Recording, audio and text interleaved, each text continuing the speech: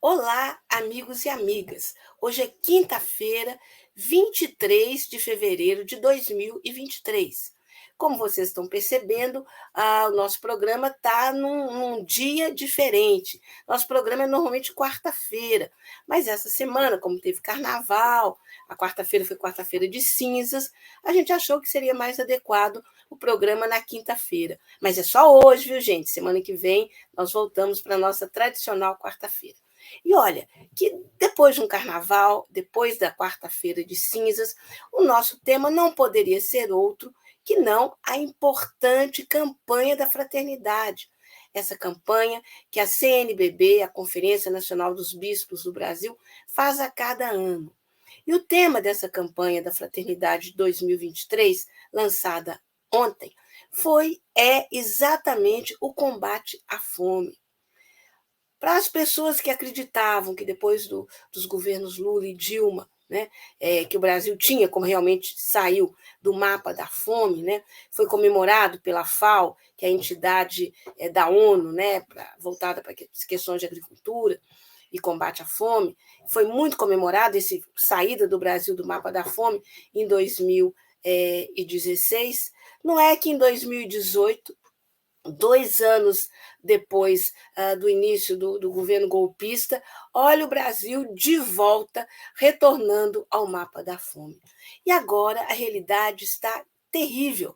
A herança que o governo Bolsonaro deixou para o terceiro governo Lula não poderia ser pior. 33 milhões de brasileiros passam fome, não têm efetivamente o que comer, e metade da população come quando dá, come de vez em quando.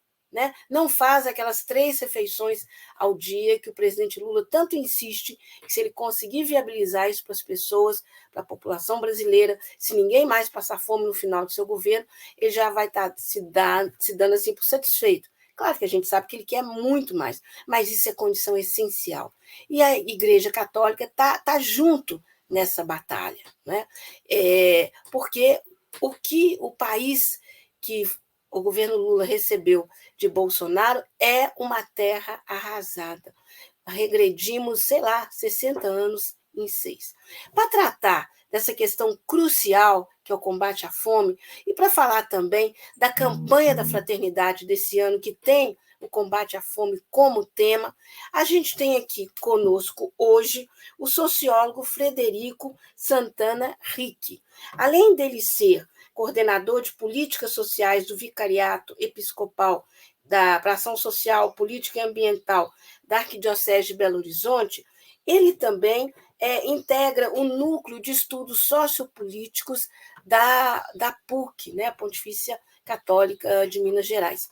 Então, o Frederico Ricci é o nosso convidado de hoje, mas antes de chamá-lo, que já está nos nossos bastidores, eu vou chamar o nosso parceiro de todo o programa, que é o jornalista Márcio Macedo. Ei, Márcio. Ei, Ângela, boa noite a todos que nos acompanham. Pois é, boa noite para você também, boa tarde, bom dia, né? Para quem for assistir o programa no horário mais conveniente. E olha, gente, como o programa de hoje está sendo gravado, né?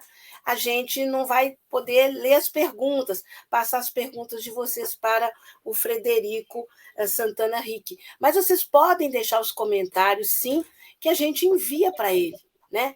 Ele vai ter acesso aos comentários, enfim, ao que vocês colocarem aí nos comentários do programa no YouTube, tá, gente? Para termos acesso a esses comentários, essas questões, tem que ser via YouTube do Coletivo Alvorada, porque se vocês mandarem por outro caminho, a gente não consegue ter acesso a esse material, ok? Então, vamos chamar o Frederico Santana Ricci. Oi, Frederico. Muito boa tarde, Ângela. Muito boa tarde, Márcio. Prazer estar aqui com Boa vocês. tarde. Boa tarde também, o prazer é nosso. Muito obrigada, em nome do Coletivo Alvorada, por você ter aceito esse convite que tanto nos honra. E a gente Prazer agradece é muito, meu. muito. Tá? Bom, já que vocês já estão aí assistindo, eu vou aproveitar para pedir o de sempre, né? Curtidas e compartilhamento. Nós, né, o Toque do Coletivo Alvorada, fazemos parte da mídia independente. Aquela que não tem rabo preso com o patrão, que não tem rabo preso com o anunciante, e é por isso que a gente pode entrevistar qualquer pessoa bacana, que tenha o que dizer, que tenha um trabalho legal, né? E a gente pode perguntar também para a pessoa o que a gente julgar adequado, e a pessoa também pode responder. Não tem que ficar medindo palavra, isso o patrão vai gostar, não vai gostar, isso pode, isso não pode, nada disso. Aqui a gente, super respeitosos todos, mas a gente pode conversar sempre com muita franqueza, né? Então, gente, por favor, curtam, né? Se inscrevam no canal do Coletivo Alvorada no YouTube, e se vocês acharem que a conversa é bacana mesmo e que é importante para outras pessoas do seu grupo, das suas redes sociais terem acesso a ela, compartilhe com seus amigos, com sua família, enfim, nos locais, nos grupos que vocês puderem nos ajudar a ter pernas mais longas, né? Porque a mentira, a fake news, essa continua correndo solta. Já a verdade, né? A verdade, sei lá, acho que a verdade vai de ônibus e as fake news vão de avião, vão de foguete. E a gente tem que reverter esse processo, né? Bom, vamos lá, então, vamos dar a partida. Eu quero começar, Frederico, te perguntando sobre como você vê, né, essa decisão da CNBB de colocar a fome como tema da campanha este ano, né? E como que você vê, você que é um estudioso dos problemas sociais brasileiros, como você vê essa questão da fome, tanta gente com fome, em pleno século XXI, em um país que é um dos campeões mundiais na produção da agricultura, de carne, de tudo, né? Como é que é isso? Muito bem. Te agradeço a pergunta, que ela dá a oportunidade da gente explicar um pouquinho a proposta da campanha da Fraternidade e discutir essa realidade de fome e insegurança alimentar. Antes de mais nada, dizer, Ângela e Márcio, e também a todos que estão nos acompanhando, eu fico muito feliz que a igreja no Brasil tenha a iniciativa da campanha da Fraternidade nesse período, que é o período da Quaresma. Por quê? Porque o período da Quaresma é um período muito forte para os católicos. É um período que se convencionou, né, que se entende, né, por um período de conversão. Então, é um período que sensibiliza mais a comunidade, as paróquias, as comunidades, as lideranças de modo geral. E isso nos ajuda, e é muito feliz que a igreja, nesse momento, que poderia oferecer uma reflexão muito mais, vamos dizer assim, pessoal, intimista, né? Não, oferece sempre um tema social, um tema que provoca um olhar para a sociedade. E isso né? A campanha já tem mais de 50 anos. Então, primeiro eu queria chamar a atenção para isso. Isso não acontece em outros países do mundo. É uma particularidade da Igreja Católica no Brasil. E tem a ver com as nossas origens lá atrás, inspiradas no Concílio Vaticano II, na Igreja da Teologia da Libertação, na Igreja das SEBs, das pastorais sociais, né? Então, não é de se estranhar que a cada ano os temas sejam muito contundentes, provocativos, como é o caso da fome. Também vale dizer que os temas não são escolhidos no ano anterior. Muitas vezes os temas são escolhidos 3 anos antes. Então, vocês veem que esse tema da fome que nós estamos discutindo esse ano, na verdade, é uma escolha da CNBB há 3 anos atrás. Então, também chamar atenção para isso. No entanto, coincidiu de estarmos conversando sobre esse assunto na campanha da Fraternidade no inicinho do 3º mandato do Lula. Isso veio muito a calhar, como o próprio Lula, inclusive, postou nas redes sociais dele no dia de ontem. Ele parabenizou a CNBB pelo lançamento da campanha da Fraternidade, dizendo que é uma coincidência positiva, no sentido de estar a CNBB também preocupada com o combate à fome, né? E eu acho que é interessante, e a campanha da Fraternidade sempre tem um texto base que orienta o assunto, né? Um texto base que chega até a todas as comunidades. Para vocês terem um exemplo, aqui na Arquidiocese de Belo Horizonte, quando a gente fala Arquidiocese de Belo Horizonte, que é uma das mais de 300 dioceses no país, são 28 municípios. São 300 paróquias, mais de 3.000 comunidades. Então, quando a gente fala que a campanha da Fraternidade está propondo que seja conversado sobre a fome, nós estamos falando dessa capilaridade, dessa capacidade de chegar até lá nas pontas e botar toda a sociedade brasileira, no país inteiro, do Rio Grande do Sul até o Amazonas, até o Acre, até Roraima, discutindo a mesma questão, a fome. Então, é óbvio que ao CNBB escolher um tema, ele causa bastantes reflexões e também ações. Nós temos notícia de campanhas da fraternidade de anos anteriores que resultou em novas leis no município. Por exemplo, quando a campanha da fraternidade discutiu sobre deficientes físicos, ela resultou numa série de leis municipais de adaptação das calçadas, de mais acessibilidade nos prédios públicos. Resultou também, quando vai discutir, por exemplo, moradia, uma provocação forte que resultou em programas em governos estaduais mais sensíveis à questão, também um reforço dessas políticas ligadas à questão habitacional e assim por diante. É o que nós esperamos agora com a questão da campanha da fraternidade. A CNBB entende que tem uma responsabilidade nossa de nos envolvermos, de nos sensibilizarmos, de provocarmos o debate, mas ela entende, sobretudo, que a gente precisa fechar a torneirinha que gera pobreza, que gera miséria, que gera fome. E quem pode fechar essa torneira que produz pobres é o Estado brasileiro, é o município, é o governo estadual, é o governo federal. Então, eu acho que essas duas coisas vêm a somar nesse momento, porque está embutido na sua pergunta, né, Ângela? Mas não tinha por que existir fome no Brasil. Não tinha, não tem nenhuma razão para sermos um país de fome. Essa existência da fome e da insegurança alimentar é resultado da concentração fundiária, que ainda vem desde a época da colonização, né? Hoje com o nome bonito de agronegócio, mas que não produz alimentos para o povo brasileiro, concentra a maior parte do acesso ao crédito, concentra a maior parte do acesso às terras, concentra as melhores terras, desmata, desaloja comunidades quilombolas, ribeirinhas, indígenas. Ou seja, o modelo do agronegócio, ele é responsável pela fome. Ele é responsável pela fome. Na medida em que ele gera concentração de rendas, ele desemprega no campo, né? E, ao mesmo tempo, ele restringe a atuação da agricultura familiar, que é a que tem a origem aí de 70% dos alimentos. Então, a estrutura fundiária é responsável por isso. E um outro grande fator da fome no país hoje, né? Por que no Brasil do século XXI a gente está vivenciando isso, tem a ver com as medidas que vieram desde o golpe de 2016, né? Então, são 6 anos desde o golpe, 7 anos, se a gente considerar aí já o que em 2015 não deixaram a Dilma governar, no primeiro ano do seu segundo mandato, e são 7 anos retirando direitos. São 7 anos com reforma trabalhista, que é uma anti-reforma trabalhista, uma anti-reforma da Previdência, a legitimação por parte, inclusive, do Supremo Tribunal Federal da terceirização até em atividades fins, o que antes era permitido só em atividades secundárias, terciárias, uma empresa agora até uma atividade fim pode terceirizar, né? Então houve um avanço e o resultado disso é o que temos hoje.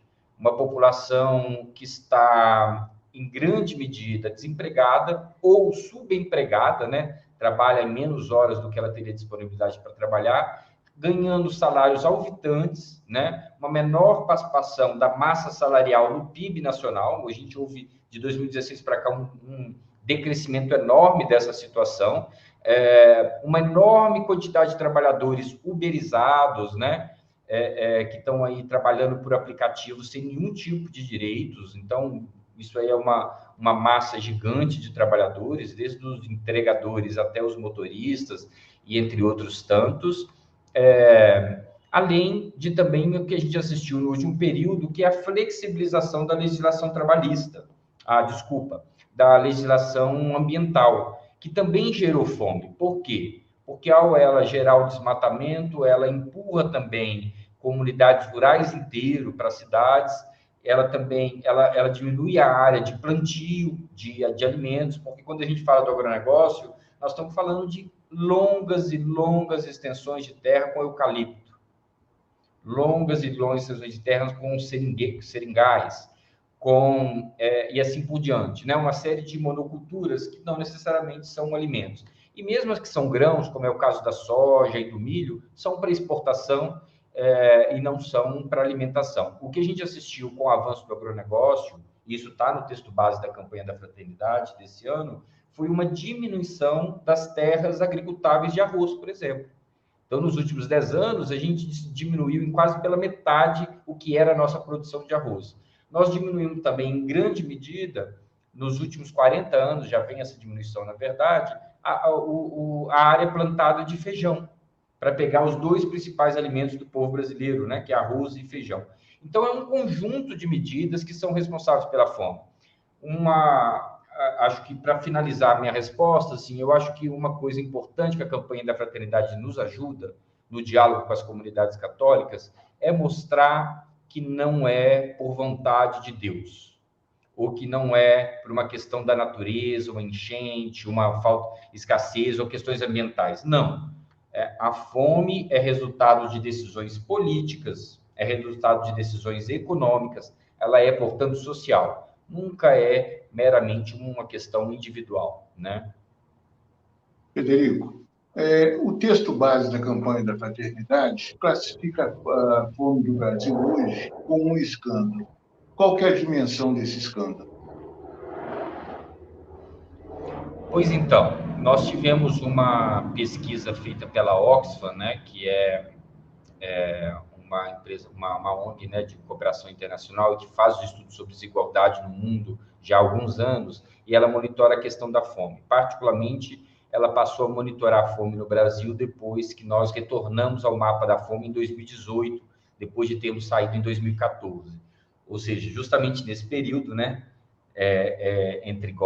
logo após o golpe, é que a gente volta para o mapa da fome. Os números que foram encontrados ali são realmente chocantes, são doloridos, né? Porque a gente costuma vê-los como estatísticas, né? Mas, na verdade, são mães de família que estão por trás desse número, né? São crianças que estão por trás desses números, e tem rosto, tem cor, tem endereço, e normalmente estão nas periferias das grandes cidades.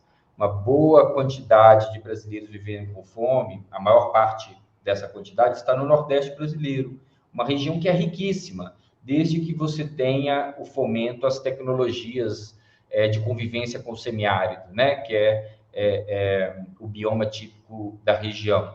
A outra grande parcela da população vivendo com fome, percentualmente falando, é na região norte e depois na própria região sudeste, onde a gente tem quase 12 milhões de brasileiros vivendo com fome. Os números da Oxfam dão conta, né, dessa rede, a rede PESAM, que uma das entidades é a Oxfam, dão conta de 33 milhões de brasileiros que não têm o que comer nesse momento que nós estamos aqui conversando. Então, é algo doído, uma realidade dolorida, é uma realidade invisibilizada, né? Invisível muitas vezes, porque as pessoas têm muita vergonha de dizer que passam fome, ainda que esteja muito mais visível para nós hoje, na medida em que a população de rua está enorme, todo mundo vê esse crescente da população de rua por aí. A gente também sabe, né, facilmente visualiza a situação de precariedade social e de desemprego. No caso nosso, da Arquidiocese de Belo Horizonte, a gente tem uma rede de solidariedade, que se chama assim mesmo, Rede de Solidariedade, que busca criar uma articulação entre os vários trabalhos sociais em todas as paróquias da Arquidiocese, para que eles possam justamente se ajudar mutuamente. Olha, encontramos aqui uma família que está nos pedindo ajuda, que está precisando de trabalho, está precisando de móveis, está precisando de cesta básica, alguém pode ajudar? E através dessa rede de solidariedade, a gente muitas vezes aciona uma outra família que tem condições de ajudar de uma região distante da mesma cidade ou até de outra cidade, mas que naquele momento pode colaborar. E eu estou dizendo dessa rede porque, para nós, do trabalho social da Arquidiocese, ficou muito visível o quanto que o número de pessoas precisando da ajuda da igreja cresceu durante a pandemia, né, em 2020, 2021, mas mesmo em 2022, já quando a pandemia começou a arrefecer, né, começou a dar sinais de que já não estava atingindo aquele número de pessoas inicialmente atingiu, e isso não voltou ao normal. Nós seguimos precisando manter essa rede instalada. E as situações são as mais dramáticas, Márcio, assim, quando a gente pensa qual é o tamanho desse horror, né, assim, as situações são das mais dramáticas. A gente tem conhecimento de situações de famílias que pai e mãe saem desde cedo para catar materiais, para buscar algum tipo de renda, voltam com o mínimo possível, deixando para trás ali uma família com 5, 6 crianças, que ficam no aguardo do alimento para poder ter a primeira refeição do dia. Então, essa é um pouco a situação que a gente encontra. Quando a gente acha que a coisa está muito distante, só no estado de Minas Gerais a gente tem 11 milhões de pessoas vivendo em insegurança alimentar.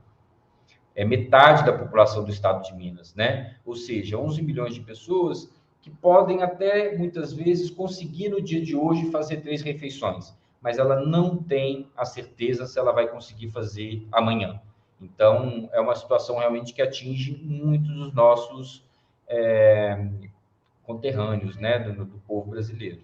Tem sido possível o diálogo com o governo do estado sobre essa questão da fome aqui em Belo Horizonte, em Minas Gerais? Olha, Márcio, quando a pandemia começou, nós buscamos fazer reuniões com todos os prefeitos dos 28 municípios, para poder ter um diagnóstico de quais políticas públicas existiam nesses municípios. Para nossa surpresa, nós descobrimos que a maior parte desses municípios tem muito poucas políticas próprias. Muitas das vezes o que a gente encontra nesses municípios são políticas federais que têm alcance municipal, como o próprio Bolsa Família, ou o Pronaf, ou a política de alimentação escolar, entre outras. Mas nós temos exemplos felizes, como é o caso de Belo Horizonte, que desde as prefeituras lá iniciadas, lá com Patrus Ananias, ainda nos anos 90, consolidou um sistema de segurança alimentar que passa por diferentes políticas, que vão desde o fortalecimento de hortas comunitárias, cozinhas comunitárias, até os restaurantes populares, bancos de alimentos e outros. Mas com o governo do estado, a gente não encontrou, né, não teve essa oportunidade de construir, de pensar e de encontrar mesmo um suporte maior em termos de estruturação de uma política que pudesse lidar. Esse problema foi entregue realmente aos municípios, que, por sua vez, reclamaram, vamos dizer assim, denunciaram que o orçamento municipal vinha sendo bastante estrangulado, né, em razão das demandas maiores que cresceram, por exemplo, na área da saúde durante a pandemia. Então, a área da saúde precisou ser, vamos dizer assim, priorizada, e isso também limitou um pouco a capacidade orçamentária do município, e não veio necessariamente um socorro especificamente para o combate à fome por parte do governo estadual. Ô, Frederico, você citou a Oxfam. Eu tive a oportunidade de visitar a sede dessa ONG, né, em Londres, em 2008, e realmente o trabalho que eles fazem é muito interessante. E, na época, a gente participou de uma série de workshops com pessoas de várias partes do mundo sobre essa questão da pobreza e da devastação ambiental, né? Então, eles são muito enfáticos e têm toda a razão quando dizem que a pobreza, né, ela agrava essa questão ambiental. E a gente sabe, como você inclusive já disse, que a pobreza não é obra, né, de quem quer que seja, é a ausência de políticas públicas, é o descaso dos governos com o interesse primeiro, maior da população, que é comer, né? Comida é vida, é desenvolvimento. Diante disso, eu te pergunto, a CNBB ela também tem uma preocupação muito grande com a questão do meio ambiente. No caso específico dessa campanha de 2023, como é que vocês pretendem trabalhar esse entrelaçamento entre combate à fome e combate à devastação, à degradação ambiental? Nos materiais da campanha da Fraternidade, eles iniciam com uma citação do Papa Francisco, que ele escreveu uma encíclica especificamente sobre a questão ambiental, que é hoje um documento estudado não só por quem é da Igreja Católica, mas é estudado bastante, inclusive, por quem atua nessa área da crise climática, né, e da crise ambiental. E nesse trecho que tem sido utilizado na campanha da Fraternidade, da Laudato Si, essa encíclica, né, que chama Louvado Seja, que é a menção a uma oração do santo, no caso, né, São Francisco de Assis, ele diz o seguinte, Ângela: não existem 2 crises separadas ou 3 crises separadas. É tudo uma mesma crise. é uma crise social, política, econômica e ambiental, que fazem parte de uma mesma crise. Tem a ver com isso que você estava dizendo, que é essa compreensão de que quando há problemas climáticos, quando há uma crise ambiental, os mais prejudicados são os mais pobres, né? E, por outro lado, quando a gente deixa que uma sociedade produza em grande quantidade pobres, esses pobres vão ser obrigados a irem buscar moradia, por exemplo, em locais sem infraestrutura básica, né? Então, por isso a gente vê... A tragédia em São Paulo agora, né, no litoral norte de São Paulo, não é? Além do descaso do governo Bolsonaro, né, durante esses anos todos, né? Mas tem a ver com isso, né, que você está dizendo. Exatamente, porque as pessoas, na falta de moradia, são obrigadas a viverem onde pode desbarrancar, onde pode vir alagar, né? Onde não tem saneamento básico, então os que têm dinheiro não vão morar ali, mas quem não tem dinheiro é obrigado a ficar ali naquela região sem saneamento, naquele bairro sem saneamento. Então, essa associação entre crise climática, crise ambiental, né, e a questão da fome, ela está presente nas reflexões. Mas aí você me pergunta assim, e como vocês pretendem, então, fazer com que hajam ações para associar essas duas coisas na prática, né? Estou traduzindo aqui a pergunta. Veja bem, ao final do texto base, que é sempre construído com a mesma metodologia da igreja, que é ver, julgar e agir, né? Ver a realidade, analisar a realidade e então agir para transformar essa realidade. Na parte do julgar, a gente vai encontrar uma série de sugestões, seja no âmbito da comunidade local, seja no âmbito de grupos pastorais, seja no âmbito de paróquias ou até no nível de municípios e estados, sugestões de ações também na área ambiental. A adoção de medidas, a adoção de gestos concretos, é a terminologia que a gente gosta de utilizar, a adoção de gestos concretos, para que não fique só na reflexão a campanha da fraternidade, ela é construída a partir dos interesses e da realidade e das condições da própria comunidade. Você entende, Ângela? Então, assim, nós estamos assistindo paróquias que estão interessadas em contribuir para a implementação da coleta seletiva na região da paróquia.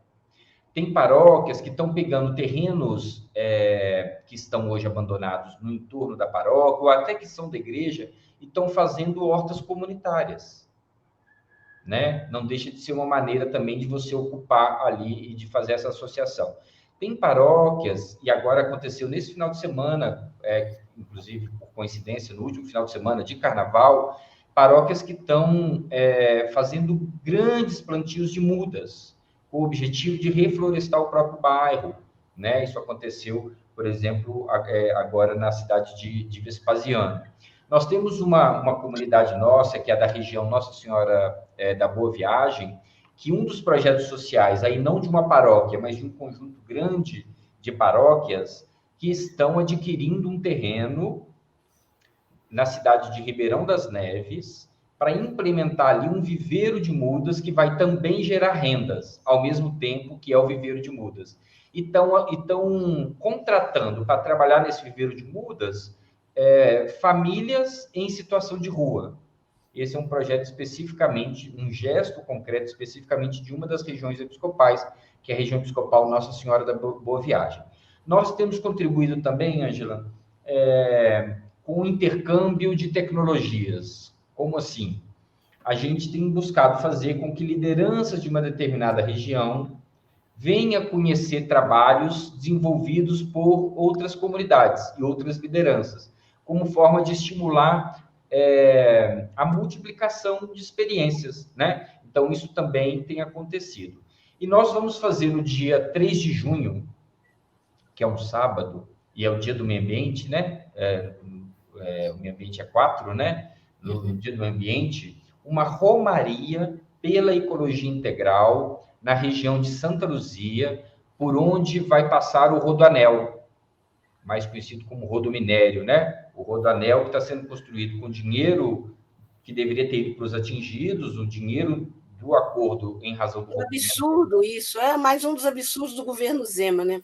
mas dos absurdos do governo Zema, que está pegando o dinheiro dos atingidos, do acordo entre a Vale e o governo do Estado, e construindo um rodoanel que vai favorecer, sobretudo, as próprias mineradoras para poderem escoar o seu minério. Esse rodoanel vai passar numa região onde tem um convento, que é o convento de Macaúbas, que tem mais de 300 anos de história, certo? Vai passar também nas terras Absurdo isso. De um quilombo, que é o quilombo de Pinhões, também todos ali na região de Santa Luzia. E no cemitério dos escravos, que é um patrimônio imaterial do povo mineiro, um patrimônio cultural, que é um cemitério. Então, todos na mesma região. Nessa região, no dia 3 de junho, já fica aqui o convite para os interessados, nós vamos fazer uma romaria pela ecologia integral. Essa expressão, inclusive, é muito feliz, né? É uma expressão do Papa Francisco, ecologia integral, que é essa ideia que não existe uma maneira de você defender o meio ambiente,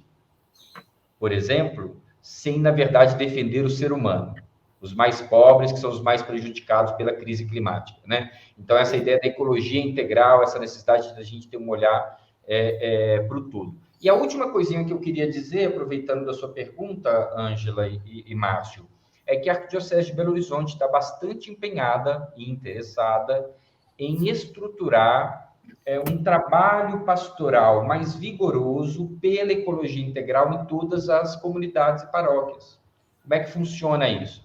As pastorais mais conhecidas nossas, que eu imagino nossos ouvintes conhecem, Pastoral da Criança, Pastoral Carcerária, a Pastoral do Menor, a Pastoral de Direitos Humanos, tem várias pastorais, né?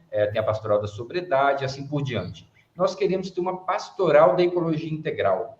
O que é isso? É um corpo de agentes pastorais, que aqui na linguagem nossa aqui, né, do Toque da Alvorada, né, um corpo de militantes, né, pessoas dedicadas à causa.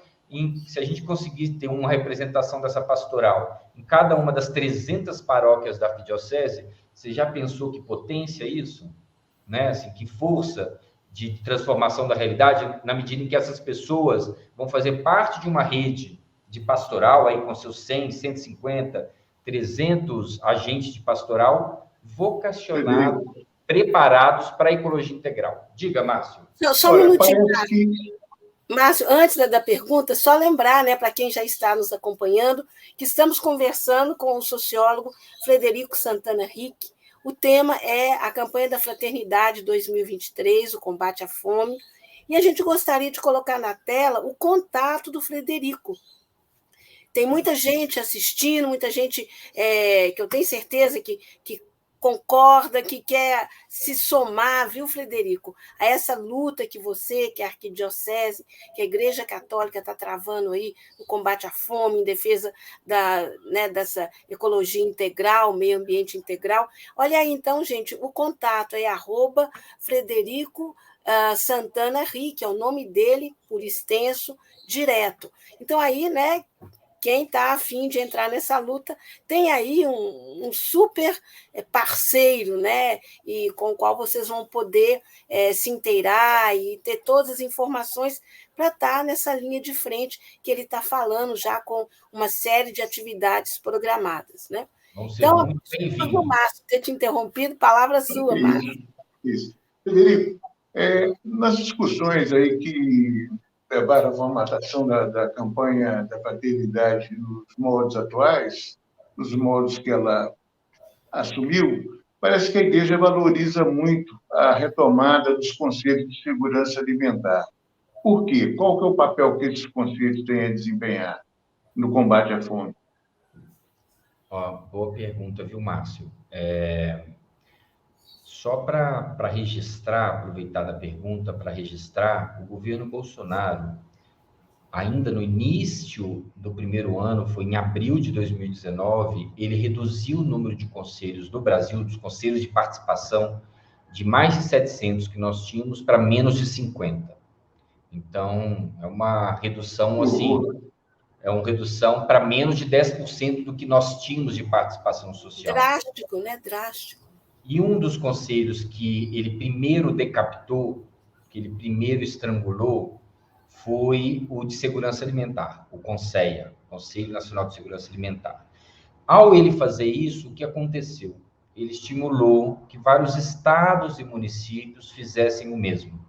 Quando você não tem mais o Conselho Nacional, você estimula também que não haja necessidade do Conselho Estadual nem do Conselho Municipal, porque muitas vezes o recebimento da verba pública, né, do dinheiro do orçamento da União, ele é condicionado à existência desses conselhos. O governo tirou essas condicionantes para fazer repasse de recursos. Sobreviveram aqueles conselhos que ele não conseguiu acabar, porque tinham uma lei que dava sustentação ou até algum acordo internacional, como é o caso dos conselhos de saúde. Não sei se vocês sabem, mas os conselhos de saúde, eles estão em normativa internacional que o Brasil participa, e o Brasil não teria como, extinguir os conselhos de saúde, né, os conselhos locais, municipais, estaduais e o federal, porque é uma normativa internacional. Mas não foi o caso do Conselho. Quando o Bolsonaro extingue o Conselho, ele automaticamente inicia um processo de desmonte de toda a estrutura de segurança alimentar. Porque, veja bem, a segurança alimentar é um tema transversal. Ela está dentro das escolas. Ela está dentro das escolas como? Desde o currículo escolar, onde se está na grade escolar a questão da segurança alimentar. E aí não é só fome, né, gente? Quando a gente fala de segurança alimentar, nós estamos falando de qualidade de alimento, nós estamos falando de agroecologia, nós estamos falando também de respeito às diversidades, porque o que é segurança alimentar para mim não é o mesmo que é segurança alimentar para uma pessoa da mesma idade que eu, que mora em Belém do Pará. E de uma merenda adequada também, não é? Que faz parte, a compra dessa merenda, né? Da agricultura familiar, é todo um conjunto. Para né? tirar o Brasil do mapa da fome, foi decisiva essa integração de políticas. E a política, que é a política de alimentação escolar, PAE, foi das mais decisivas, porque vocês imaginam que é você ter a oportunidade de ter quase 70 milhões de estudantes que têm acesso a pelo menos aquela refeição diária com qualidade na escola, né? Então, teve um acréscimo enorme na qualidade de vida das famílias e, sobretudo, dos estudantes e das crianças, a política de alimentação escolar implementada nos governos Lula e Dilma. Por quê? Porque ela obrigou que 30% da alimentação escolar viessem da agricultura familiar local, porque é uma loucura, mas hoje a gente corre o risco de ir nos estabelecimentos de venda de alimentos e estar comprando um verdura, uma legume que foi produzida a 1.000 quilômetros de distância, vocês entendem? Isso também não é segurança alimentar. A segurança alimentar, ela também exige a produção do alimento nos arredores das grandes cidades, das pequenas e do local de moradia. Então, só lembrando, né, Frederico, aquele absurdo que o então governador Dória tentou implantar em São Paulo, que era ração nas escolas. Você lembra? Que absurdo, que coisa... A coisa foi tão absurda, chocante, que houve uma reação tremenda. Mas a gente sabe de situações não tão drásticas feito essa, né? Mas que a segurança alimentar, sobretudo de crianças, de jovens, correu seríssimos riscos. E o Conselho? Não eram alimentos regionais, não eram alimentos frescos, né? Complicado. Exatamente. E o Conselho tem dupla função, né? Que o Márcio estava nos perguntando. Ele tem essa função de fiscalizar as políticas públicas existentes, bem como ele tem a função de aprimorar outras políticas que, porventura, poderiam estar contribuindo para o combate à fome e não estão. E ele tem a função também de denunciar medidas que agridem a segurança e a soberania alimentar, né? As medidas são tão absurdas que iniciativas que nenhum outro país do mundo faz, o governo Bolsonaro fez. Vou dar um exemplo. É uma questão de soberania nacional, de segurança nacional, a política de alimentação de todos os países. Porque vocês imaginam um país em conflito externo, por exemplo, ou em situação de guerra no mundo, como estamos assistindo agora, que não tenha condições de, por si próprio, alimentar a sua população. Esse é um país sem soberania, sem escolha. Esse é um país de joelhos, né? E o governo Bolsonaro acabou com o principal instrumento de controle de estoques que o Brasil tinha, de segurança e soberania alimentar, que são os armazéns da Conab. Ele desmontou isso, ele vendeu... Os estoques reguladores. São os estoques reguladores. Por que são importantíssimos? O que aconteceu no ano passado com a guerra entre a Ucrânia e a Rússia? O preço dos grãos subiu muito, mas muito mesmo, né? A Ucrânia é um dos principais produtores mundiais de trigo. Por isso, nosso pãozinho aqui disparou, e tudo aquilo que leva trigo. E o que aconteceria numa situação com governos anteriores? Você vai no estoque da Conab, os estoques reguladores, e coloca o trigo no mercado para não deixar que o preço fique inflacionado. Você, quando foi perceber, o governo federal não tinha esses estoques.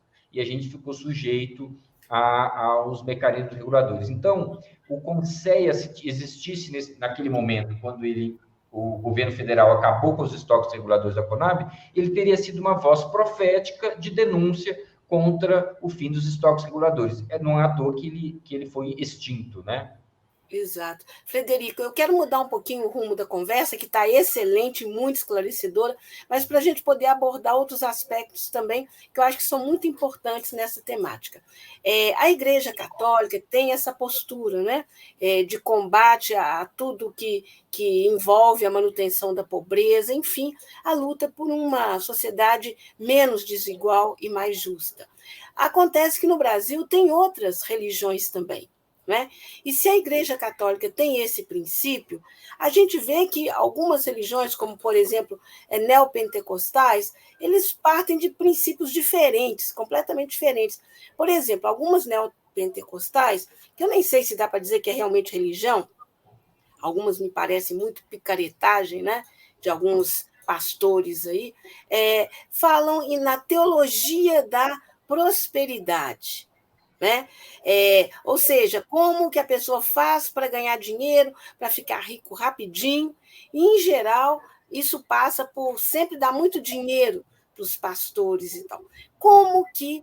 e mais ainda, a gente sabe que uma parcela da população brasileira, sobretudo os mais pobres, né, os menos assistidos, estão caindo nessa conversa. Essas neopentecostais têm crescido muito. Não falta quem, né, aponte, inclusive em trabalhos científicos, que se continuar esse ritmo, em, sei lá, 2 décadas, essas denominações podem até passar, numericamente falando, a Igreja Católica no Brasil em número de fiéis. Né? Basta a gente andar pela cidade, tem uma dessas ditas igrejas em cada esquina.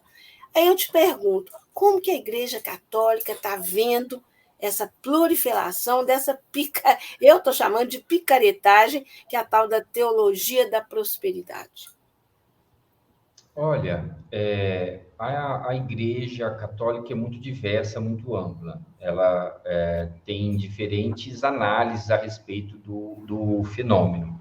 Há, inclusive, iniciativas por parte de religiosos, de padres, que buscam construir práticas religiosas muito parecidas com a dos neopentecostais. O que a gente tem chamado de extrema-direita católica, ou dos carismáticos católicos, ou seja, a Igreja Católica também não está de todo isenta, né? Para os que são mais próximos do trabalho social, que estão mais ali fiéis ao princípio do cuidado com o próximo, da opção preferencial, da opção pelos pobres, não faz muito sentido essa teologia, esse tipo de prática. Veja bem, porque o que se prega muitas vezes nessa religiosidade é uma relação direta com Deus. Então, sou eu e Deus, e eu fazendo a minha parte e ele me ajudando diretamente, né? Quando, na verdade, para o nosso projeto de evangelização, um projeto que não, né, o projeto que é da própria CNBB, o que é da Arquidiocese de Belo Horizonte, ele compreende 3 dimensões diferentes. Tem a dimensão da pessoa, né? Nós com a nossa responsabilidade, nossos direitos, nossos deveres, e a importância da nossa conversão, né, em torno de um mundo mais fraterno, mais justo, mais amoroso.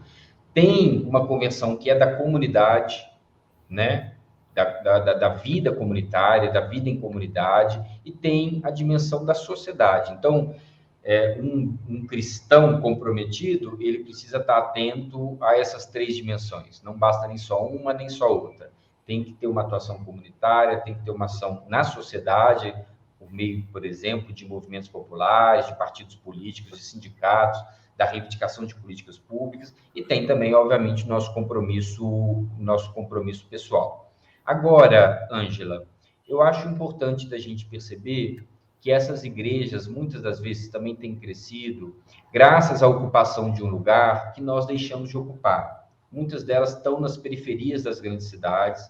A gente vê uma coincidência muito grande, inclusive, entre os fiéis dessas igrejas e os eleitores do Lula, por exemplo, né? Quem são preponderantemente os eleitores do Lula? Quando a gente faz uma estratificação social, uma estratificação de renda, nós vamos perceber que o Lula ganhou mesmo, majoritariamente, entre os que ganham 0 e 2 salários mínimos, não é isso? A partir de 2 salários mínimos, o Lula já não ganhou. Entre 2 e 5 salários mínimos, ele ficou mais ou menos ali empatado com o Bolsonaro, e acima de salário mínimo, aí, não só votaram no Bolsonaro, como financiaram a campanha dele, né? Fizeram doações, uma outra classe social que aí fez campanha com força para o Bolsonaro mesmo. Por que eu estou chamando a atenção para isso? Veja bem, essa mesma população que votou no Lula porque precisava que a vida melhorasse, porque a vida tinha piorado nos últimos anos, porque percebe nas propostas da esquerda, do PT, do próprio Lula, que seja, propostas que vão melhorar suas condições de vida, essas pessoas também encontram respostas, muitas das vezes, nas redes de solidariedade que essas igrejas que estão lá na periferia constroem. E isso faz a diferença nas vidas das pessoas. Claro, existe a parte das fake news, existe a parte também de essas pessoas muitas vezes serem tiradas do convívio em sociedade. Não sei se vocês conhecem, né?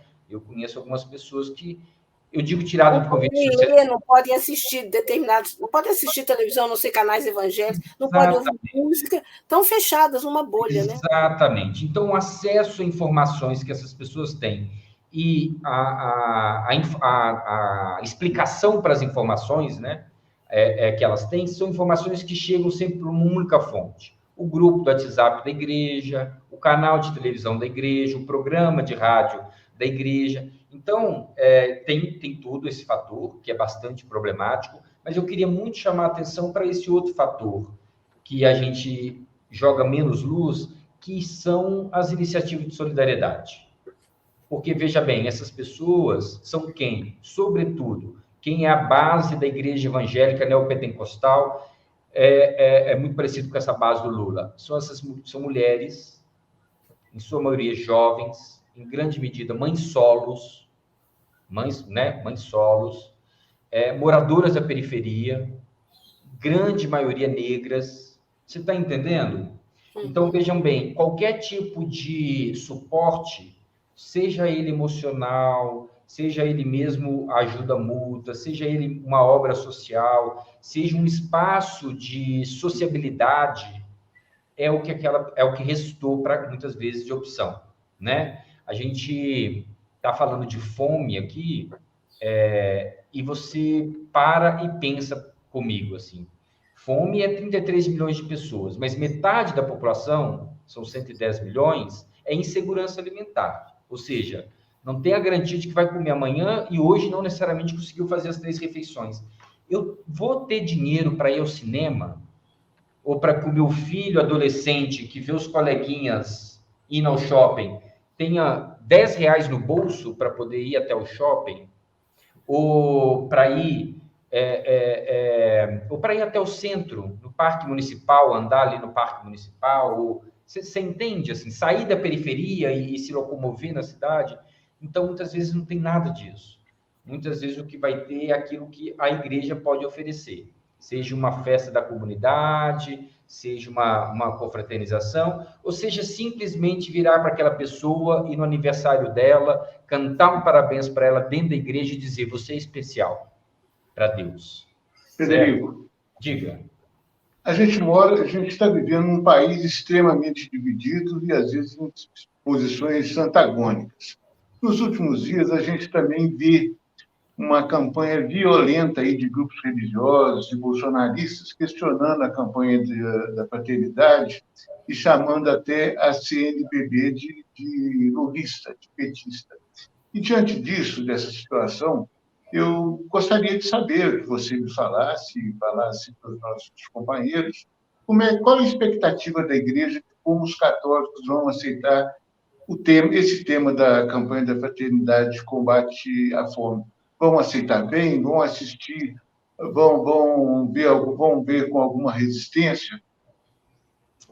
O Márcio, o Dom Helder Câmara, fundador da CNBB no Brasil, né? Fundador da Caritas, um dos grandes bispos católicos que nós já tivemos. Para quem ainda não assistiu, sugiro muito que assista um filme que chama O Santo Rebelde, que fala sobre a vida, da Grispon, né? Se não me engano, a diretora, fala sobre a vida de Dom Helder Câmara. É um filmaço muito bom de assistir, que conta um pouco da história da ditadura, mas, na verdade, a partir da história do Dom Helder, né? O Dom Helder já dizia, né? Quando eu dou comida aos pobres, me chamam de santo. Quando eu pergunto por que eles têm fome, me chamam de comunista. Essa é a história desde sempre, não tem nenhuma novidade nesse discurso, né? Papa Francisco recentemente falou a mesma coisa.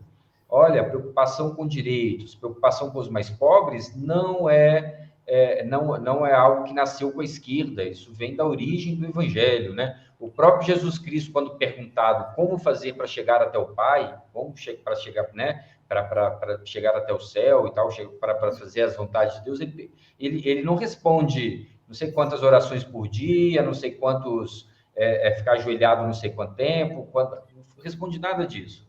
Ele responde, se você quer chegar até o Pai, então você ajude o coxo, ajude a adulta, você acolha o estrangeiro, você dê de comida a quem tem fome, dê água a quem tem sede. Essa é a resposta de Jesus, né? Então, isso é uma bobagem, mas faz parte de uma coisa muito importante que está acontecendo nesse momento, na sociedade mundial e no Brasil, que é a disputa ideológica, é a disputa de ideias. Então, mais uma vez, parabenizo vocês aqui pelo toque do Coletivo Alvorada, por estarem fazendo esse trabalho importante, porque esse trabalho é realmente importante.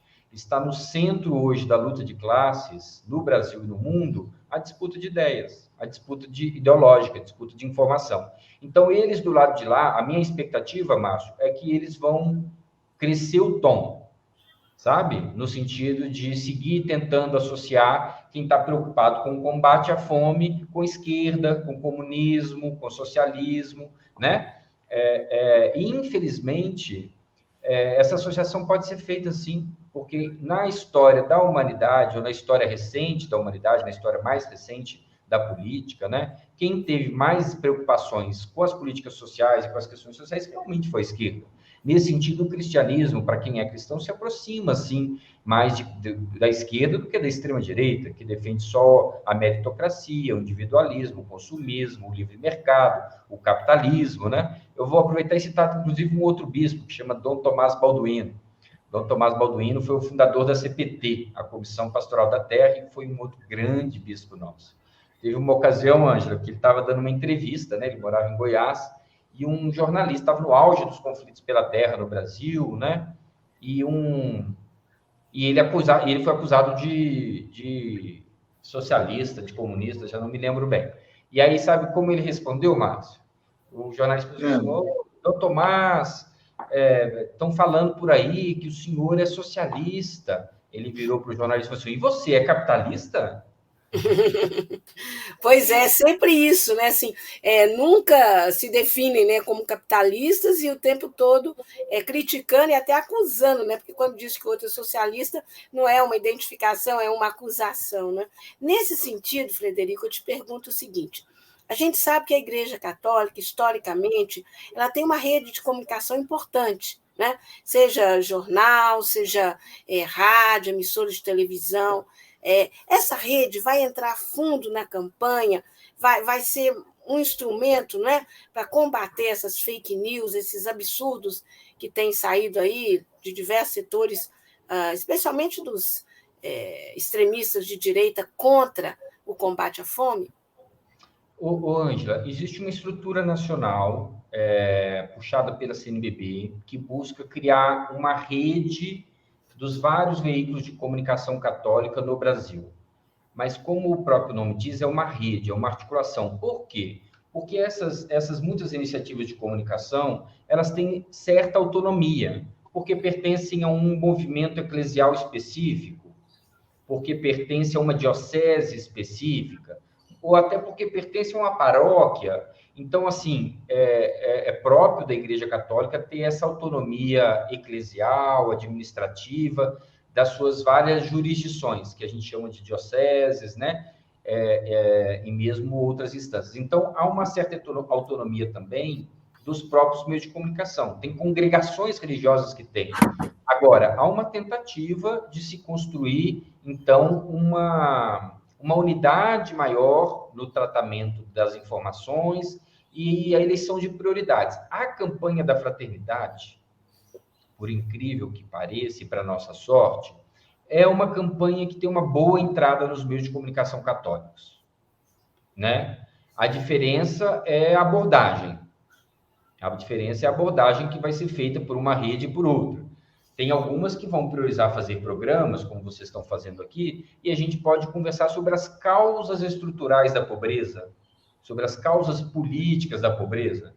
Possivelmente, uma outra rede pode optar por fazer uma conversa sobre a campanha da fraternidade, conversando sobre a responsabilidade individual de cada um na sua caridade, né? Então, da gente fortalecer as ações socioassistenciais lá na paróquia, de doação de cesta básica, de doação de marmita, de famoso sopão. É um caminho? É um caminho. De alguma maneira, pode acumular? Pode também. Eu conheço muitos agentes de pastorais, viu, Ângela e Márcio, que se aproximaram do trabalho social por essa porta de entrada, um trabalho mais socioassistencial, mais imediato, porque, como diz o Betinho, quem tem fome tem pressa, né? Não dá para poder esperar simplesmente fazer a reforma agrária no Brasil para poder dar de comer a 33 milhões de pessoas. E a partir dessa porta de entrada, dessa sensibilização, desse contato com as pessoas que vivem numa situação de tanta vulnerabilidade, elas se despertam um pouco mais para outros debates. E aí vão descobrindo que a coisa tem uma dimensão que exige mais da gente, mais do que só a caridade. A caridade nesse sentido só da ajuda imediata, né? Porque hoje, inclusive, teologicamente, a gente já entende a caridade de uma outra forma. A gente entende a caridade como algo muito mais abrangente, né? Como algo que tem muito mais a ver com solidariedade, com fraternidade, né? Então, para além desse senso comum, quando a gente fala caridade, a pessoa já pensa numa ação só assistencial, né? Mas vai muito para além disso o entendimento teológico da palavra caridade, né? Tem mais a ver com solidariedade, fraternidade. Então assim, eu vou te dizer, eu não sei te dizer, mas tenho grande esperança de que aconteça, porque o tema da campanha da fraternidade ainda é um tema, os temas, né? A campanha da fraternidade ainda é algo que ainda consegue ter uma boa adesão, em que pese a existência desses grupos de extrema-direita católica. Bom, a gente está caminhando para o final do programa, infelizmente, né, porque a conversa está incrível e o Frederico, né, tem dado informações valiosíssimas, preciosíssimas e importantes dicas, né, para quem quiser participar, se somar nessa luta aí, que é da CNBB, que é do governo federal, terceiro governo Lula, e que pode ser também e deve ser de cada um de nós. Então, eu vou pedir o Márcio para fazer a última pergunta, eu farei uma última pergunta e depois a gente vai pedir as suas considerações finais, Frederico. Ok? Eu queria colocar, Frederico, na verdade, duas questões, acho que a Ângela vai me permitir. Primeiro, claro. é a questão de como vocês veem aí a atuação do governo Lula no combate à fome, nesse terceiro mandato. Ele está acertando? E a terceira e a última questão é o seguinte: o que o cidadão católico pode fazer para ajudar a superar essa situação de fome que atinge milhões de pessoas no Brasil e que um fenômeno com o qual a gente encontra na porta da nossa casa, quando a gente vai no supermercado, quando a gente vai na padaria? Muito bem, boas perguntas, Márcio. A minha opinião pessoal, tá, Márcio, com Sim, relação claro, claro. aos primeiros 60 dias de governo, não deu 60 ainda, 53 dias de governo. Eu estou até suspeito para falar, Márcio, porque eu estou bastante surpreso com o volume de iniciativas do governo, a contundência dessas iniciativas e mesmo o papel que Lula está desempenhando nesse governo Lula 3. E explico por quê. A gente sabe que para derrotar o bolsonarismo e a ameaça fascista no Brasil, era importante que todos os que defendem a democracia se unissem em torno de uma frente ampla, né? E foi isso que o Lula buscou construir e fez muito bem. Ele poderia ocupar agora um lugar no governo mais ou menos confortável de mediador, né? De orquestra, como é que chama? Regente da orquestra, né? E ele, eu diria que está fazendo mais que isso.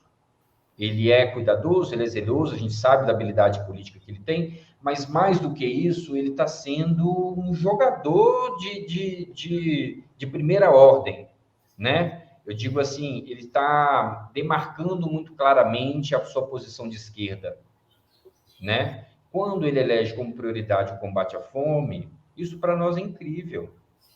Isso é o retorno das questões centrais para o Brasil na órbita política.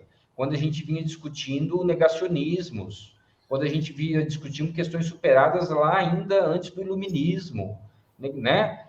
Quando a gente vinha tendo que discutir questões que não eram os principais problemas do povo brasileiro, né? Gente, no carnaval de 4 anos atrás, ao invés da gente estar preocupados, assim, parabenizando essa maravilha que é essa expressão cultural do povo brasileiro, o presidente da República botou como debate Golden Shower.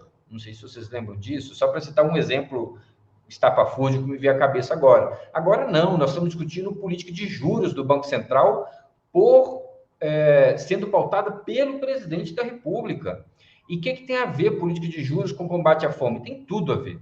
Tem tudo a ver. Cada ponto percentual a mais do Banco Central na política de juros é não sei quantos bilhões e bilhões de reais que saem das políticas sociais, porque o governo precisa utilizar para amortização da dívida, né, dos juros.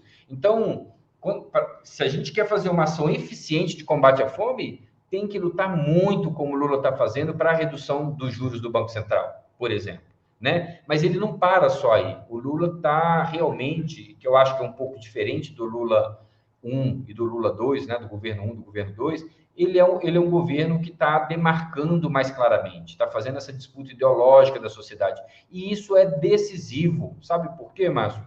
Porque os nossos valores, os valores que nós defendemos, que são os valores cristãos, da fraternidade, da irmandade, da justiça, da solidariedade, são valores muito mais defensáveis, são muito mais acolhidos pelo próprio povo brasileiro. Mas ao a gente não ter priorizado essa luta política e ideológica nos últimos anos, a direita fez isso. E hoje conquistou corações e mentes de uma parcela significativa do povo brasileiro que está muitas vezes defendendo coisas contra si mesmo, né? Quando a gente vê, por exemplo, negros racistas, ou quando a gente vê mulheres que defendem Bolsonaro, que claramente entende que as mulheres são inferiores, já deixou isso claro em vários pronunciamentos que fez, né? Por quê? Porque ele fez esse trabalho de disputa de ideias na sociedade. Lula me parece que está disposto de fazer. A retomada de todos os conselhos de participação, os revogaços nos ministérios públicos, a ação pós-8 de janeiro no combate ao golpismo, né? As ações do Flávio Dino, a abertura essa semana da Polícia Federal do inquérito para apurar Marielle Franco, a retomada da política de valorização do salário dos servidores, agora com a Esther Dweck anunciando, o aumento real do salário mínimo, que teve um aumento agora em janeiro, e já houve a promessa que no 1º de maio vai ter um outro aumento. São medidas realmente estruturantes e estruturais que, enfim, que colocam em pauta para a gente questões realmente importantes de serem debatidas, a retomada da nossa política ativa e altiva no cenário internacional, enfim, são um conjunto de medidas que fazem bem para o povo brasileiro, fazem bem para a nossa economia e aí caminham no sentido de diminuição da nossa desigualdade social, que é o nosso principal problema. Acho que um governo que tem como principal problema combate à fome e redução da desigualdade social já começa, com certeza, no caminho certo e, com certeza, muito mais alinhado ao que defende o cristianismo, né? O que defende a própria Igreja Católica.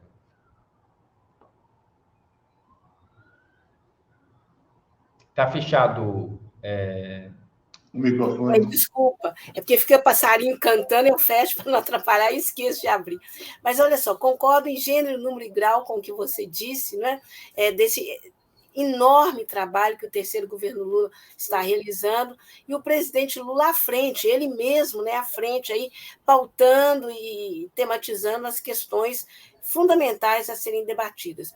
Mas a minha pergunta para você vai no seguinte sentido, que o governo está trabalhando e muito, não resta dúvida, eu acho que nenhum governo trabalhou tanto em 53 dias como este. Mas, me parece, eu escutei muita bobagem, muita desinformação sendo falada aí durante o carnaval, enfim, né, nos diversos locais, e eu acho assim, que tem um trabalho muito grande, mas não tem uma comunicação muito grande por parte do governo, sabe?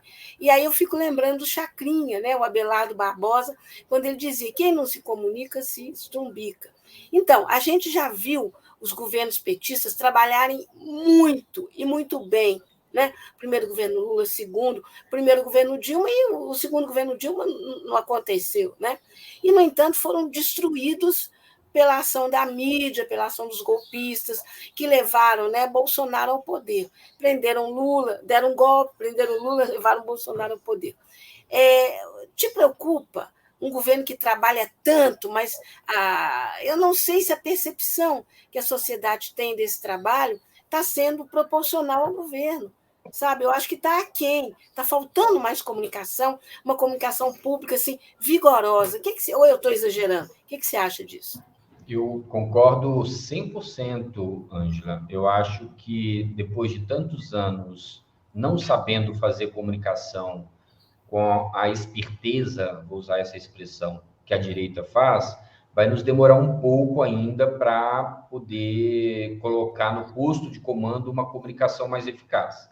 Eu não tenho dúvida que tudo que já foi feito nesses 53 dias ainda não alcançou a população como deveria. Muito ao contrário. Agora, eu quero crer, não sei se eu estou certo, que o rumo dessa comunicação está apontado, que se tem a expectativa de que a gente vai alcançar um nível melhor de comunicação, não só do governo, na verdade, né? Não só uma comunicação do governo, mas no sentido da democratização do país. É passo decisivo para democratizar o país, democratizar o acesso à comunicação, né? Já diria o grande cientista político brasileiro, Fábio Vanderlei Reis, que tem um artigo dito com todas as palavras no título do artigo, né? Enquanto existir Rede Globo no Brasil, não vai ter democracia, né? Na medida em que ela se coloca contra. Então, assim,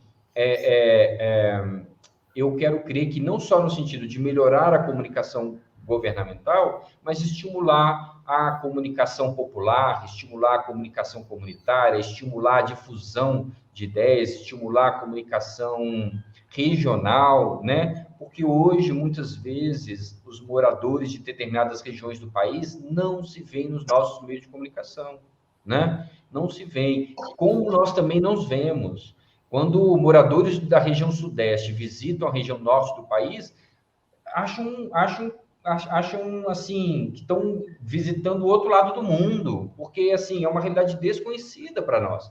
Como é uma realidade desconhecida para nós, por exemplo, a América Latina, né? É perigoso a população brasileira conseguir citar nome de presidentes, primeiros ministros de países da Europa, até do Oriente Médio, principalmente dos Estados Unidos, e não conseguir citar o nome de um presidente aqui, nossos vizinhos, a não ser se for para falar mal. Quando é para falar mal, aí sim, aí a Venezuela aparece no noticiário, a Argentina aparece no noticiário. Então, eu acho que essa questão da comunicação é central, é decisivo, e ainda, obviamente, está longe da gente ver isso acontecer. Infelizmente, o Ministério da Comunicação não foi parar na mão de gente que a gente saiba que tem essa preocupação de democratizar, mas felizmente a SECOM foi, né? Mas nós vamos monitorar. E há a promessa também de chamar uma nova conferência de comunicação, e o FNDC, que é o único fórum que a gente tem que debate o assunto, que é o Fórum Nacional de Democratização da Comunicação, também está atento a isso. Mas ainda tem muito que ser feito. Espero, sobretudo, Ângela, que a verba publicitária seja melhor dividida, né? Mais justa, mais igualitária, e que não sejam utilizados os critérios que foram utilizados em governos anteriores, quando a verba era dividida conforme a audiência de cada veículo. O que parece uma atitude, à primeira vista, correta, mas é extremamente errada, porque você fazia com que isso, a verba ficasse extremamente concentrada nos 6 grandes grupos que controlam a maior parte dos meios de comunicação no Brasil. Espero que isso mude, porque isso não é censura, muito ao contrário, isso é democracia. A gente não pode ter aqui leis tão frágeis que permitem que conglomerados tenham sob sua propriedade editoras, televisões, rádios, jornais, revistas, televisão a cabo, né? Isso é inaceitável do ponto de vista da própria economia capitalista, né? Essa concentração. Então, espero que isso melhore muito, sim. Sim. Bom, gente, infelizmente, né, nosso tempo já até extrapolou, a conversa está excelente, vocês tiveram a oportunidade de ver a riqueza, né, do pensamento e do conhecimento que o Frederico Rick tem, né, em diversas áreas. E, olha, desde já, Frederico, fica aqui o nosso convite para que você volte, vamos aprofundar esses temas, né, que são fundamentais e que a gente não encontra nada disso na mídia corporativa. Né? Mídia corporativa fala mal e porcamente, né, por alto, de combate à fome, enfatiza muito mais uma suposta caridade, né, e tal, e sobre democratização de mídia, então esse assunto é inexistente. Né? Então, vou deixar agora a palavra aberta para você fazer as suas considerações finais. Eu queria agradecer a oportunidade dessa conversa. Você já disponibilizou aí meu endereço, me coloca à disposição para quem quiser materiais. A gente tem produzido apresentações, mesmo o texto base hoje em dia está disponível, pode ser adquirido por quem quiser, e tem também o PDF aí na internet. Deixo a própria página da Arquidiocese, onde vai ser encontrado lá também os contatos e projetos sociais que são desenvolvidos para quem tiver interesse. É arquidiocesebh.org.br, então pode entrar na página da Arquidiocese. Quem quiser textos mais analíticos também, pode entrar na página do NESP, que é o Núcleo de Estudos Sociopolíticos, que é pucminas.br/NESP, NESP, Núcleo de Estudos Sociopolíticos. Então também vai ter acesso a esses materiais lá. Mais uma vez, parabenizo o trabalho de vocês. E espero que vocês continuem firmes e fortes aí até a gente ver essa realidade da fome ser transformada. Obrigado, viu, Ângela? Obrigado, Márcio. Obrigada a você, Frederico. Bom, gente, estamos chegando ao final. Quero agradecer a presença do Márcio Macedo, jornalista Márcio Macedo, nosso companheiro de todos os programas Toque do Coletivo Alvorada. Já eu acho que está quase completando um mês, né, Márcio, de participação, e vai ser permanente. Com certeza. Não é? E agradecer muito ao Frederico, né, por essa entrevista magnífica e extremamente esclarecedora. Agradecer muito a você que esteve conosco até agora, pedindo, como sempre, as curtidas, né? Ela aumenta a nossa visibilidade, elas são fundamentais para que a gente tenha mais pernas, e pedindo para você, se ainda não se inscreveu, se inscrever lá no canal do Coletivo Alvorada, no YouTube, e acesse o sininho, que a partir disso você vai passar a receber todas as informações do trabalho que o coletivo faz. E olha, são 10 programas entre semanais e mensais, e vem mais novidade por aí, viu, gente? Aguardem, 2023 vai ser super para o Coletivo Alvorada e para o nosso trabalho, né? E agradecer, né, muito sempre a produção técnica da Alexandra Badaró. Sem ela, esse programa não iria ao ar, né?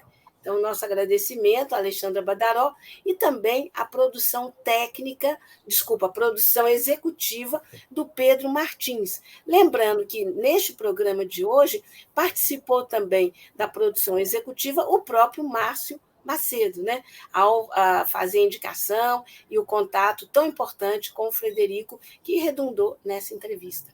Gente, muito obrigada a todos e todas. Até semana que vem. Beijo. Tchau. Um abraço. Abraço.